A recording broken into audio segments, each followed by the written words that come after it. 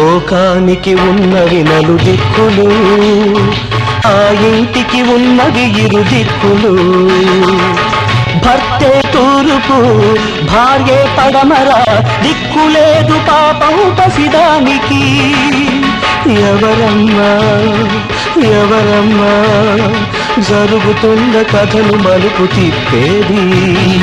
మనిషి మనిషికి ఓ చరిత్ర, ప్రతి మనిషిది ఒక పాత్ర. భర్త ఒడే ఆ భార్యకు కోవెల, భర్త నీడ తన కాశీ ప్రయాగ. ఆకలి దప్పులే ఎరుగని ప్రేమల, కలిసి మెలిసి జీవించే ఇంటిలో. అటులేమి ఇటు కలిమి, నడుమ నలుగుతున్న కథకు తుది ఏది? మనిషి మనిషికి ఓ చరిత్ర.